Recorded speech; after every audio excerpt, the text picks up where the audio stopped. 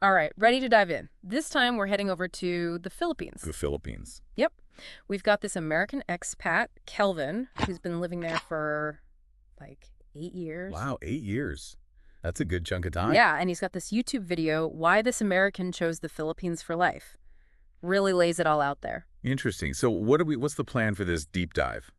Well, we're going to use his experience to kind of compare and contrast, Filipino culture and values with the U.S. Oh, cool. A little cultural exploration. Exactly. We'll look at everything from family dynamics to even how Filipinos approach happiness. And you'll even touch on some encounters with mythical creatures. Wait, mythical creatures. He talks about mythical creatures. Oh, yeah. You better believe it. We're getting to that. But first, let's set the scene, right? Okay, yeah. Kelvin lives in this place called Dumaguete City, and he describes it as way more relaxed than what he was used to back in the States. Okay, more laid-back vibe. Got it. He even says that even with traffic jams, which he says are pretty common there, people don't really get all stressed out and angry. That's so different from, like, everywhere in the U.S. Right. I know. It's a total shift in mindset. Totally. So how does he explain that? Well, he tells this great story, right? He saw two motorcycles collide at an intersection. Oh, no. I know. But get this. Instead of everyone freaking out, yelling, honking horns, they just smiled. They just smiled. Yeah, like helped each other up and went on their way. Wow, that's incredible. I mean, can you imagine that happening here? No way. It's such a different approach to conflict, almost like a collective, it happens, Yeah, totally. So is that the key to their laid-back attitude? Just accepting things? I think it's part of it. But Kelvin also points to the strong sense of community in the Philippines, which he ties to economics, actually. Economics? Yeah, he says because resources can be scarce, people have learned to rely on each other more. Okay, that makes sense. I guess when you're all in it together, you got to support each other. Yep. Right, exactly. And he specifically mentions the role of the barangay captain. But what captain? Barangay. It's like a local leader for a small district called a barangay. Okay, I'm following.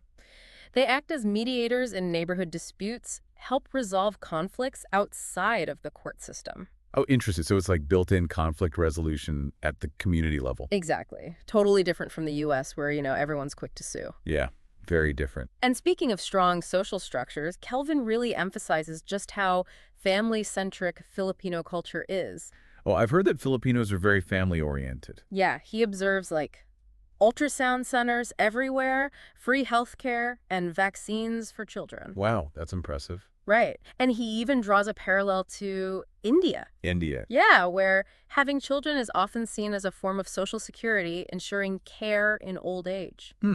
Like an investment in your future care. Yeah, and this isn't just some abstract concept for Kelvin either. What do you mean? He's 71 years old and has a 2-year-old. No way. Yeah. He jokes that it's his secret to staying young.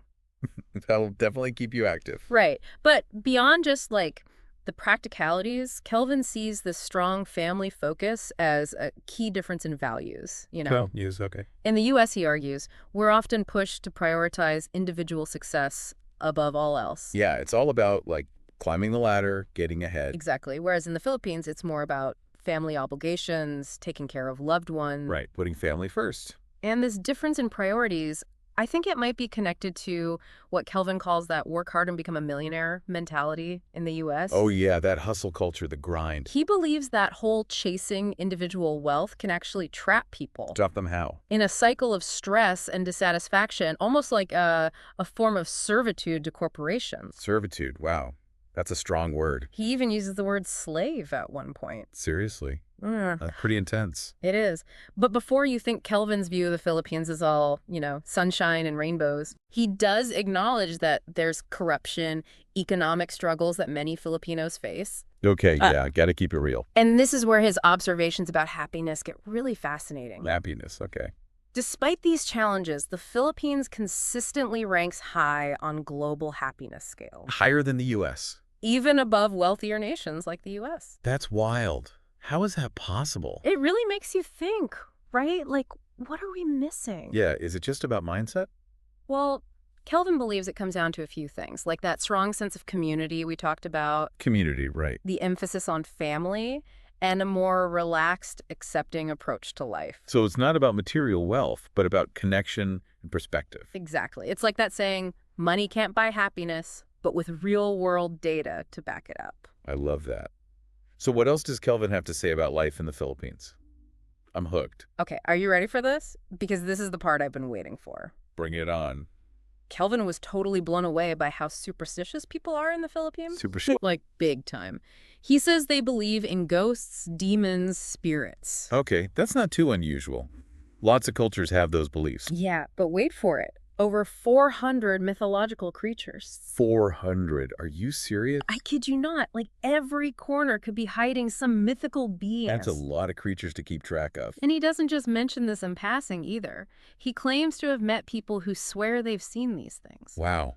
I mean, that's got to make life pretty interesting. Right. Like, he describes this one creature called the Manananggal vampire-like, detaches its upper torso, and sprouts giant bat wings to hunt at night. Whoa, whoa, whoa. Hold on a second. A flying torso vampire? That's terrifying. I know, right? It's crazy. Okay, now I'm really intrigued. Mm. So what else did he experience over there? What other cultural differences stood out to him? All right, let's get into some of those firsthand observations. He doesn't hold back either. Buckle up. Okay, I'm ready. Give me the cultural lowdown. Let's see. First up, personal space. Personal space. Yeah, he says Filipinos are way more comfortable standing close together, touching each other casually, being more physically affectionate. Huh. Interesting. I wonder if that ever felt intrusive to him. He does mention getting bumped and jostled in crowded places without anyone even apologizing. Really? Yeah, like, it's just a different sense of boundaries, a greater acceptance of physical closeness. Hmm. You know, in the U.S., we're all about that personal bubble. Someone touches you without permission, it's a big deal. Right, but in the Philippines, it seems like touch is more about warmth and connection, not aggression. It's amazing how those subtle differences can really change the whole social dynamic. Totally. And speaking of potential misunderstandings, Kelvin also talks about this Filipino concept called pakikisama. Pakikisama. What's that? It's like this strong desire to avoid conflict and maintain harmony within the group. Oh, interesting. So like keeping the peace at all costs. Pretty much. Yeah. He says Filipinos will go to great lengths to avoid confrontation or saying no directly. Even if it means not being true to themselves. It can feel that way, yeah. But it's all about those smooth social interactions, prioritizing the group over the individual. So, do we say it's more about politeness than dishonesty? I think that's a good way to put it. Kelvin even tells this story about ordering food, asking if they had a certain dish. What? The waitress said yes, even though they were clearly out of it. No way. That's kind of funny, actually. Right. But he learned later that it wasn't meant to be deceptive, just a way to avoid disappointing him or making a scene. Wow, that's a whole different approach to customer service. It really is. And it goes to show how what we consider polite or rude can be totally different across cultures. Absolutely. And sometimes those differences can lead to some pretty awkward or hilarious situations. Exactly. But Kelvin's point is that once you understand the cultural values behind those differences, it's not about right or wrong. It's about appreciating how differently we all navigate these social situations. Exactly. And I think that's a key takeaway here, right? For sure. There's no one right way to do things. What might seem strange to us is perfectly normal in another culture. And that's the beauty of it all, isn't it? Absolutely. Embracing that diversity, the different ways humans interact, is fascinating. So moving on, Kelvin also gets into this idea of American arrogance. American arrogance. Yeah, he belies that many Americans have a centric view of the world. Meaning? Like, they see the U.S. as the center of everything and judge other cultures based on our standards. Ah, I see. The America's the best mindset. Right, and he's pretty critical of that, arguing that it leads to a lack of understanding and appreciation for other ways of life. Okay, I can see where he's coming from. It's like that saying, if all you have is a hammer, everything looks like a nail. Perfect analogy.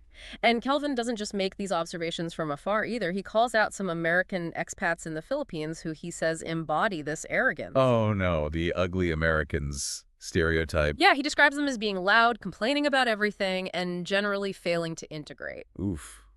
Not a good look. Definitely not. And it brings up this important point about responsible travel and cultural sensitivity, right? Absolutely. When we visit or live in another country, we're guests in their home. We need to be respectful of their customs, even if they're different from ours. Make an effort to learn. It's about humility, being mindful of how we come across. And Kelvin's critique of those expats, it's a reminder that we don't have all the answers, and our way isn't always the best way. It's a good reality check. So it sounds like Kelvin's a big advocate for cultural exchange then. Oh, absolutely. He believes experiencing different cultures can help us break free from that ethnocentric thinking. Opens our minds to new perspectives. Exactly. He even suggests people travel before they're 30. Interesting. Why that age specifically? He thinks younger people are more open to new experiences, less set in their ways. Makes sense. You're more likely to embrace the unknown when you're younger. And he believes those early travel experiences can have a lasting impact, shaping our values.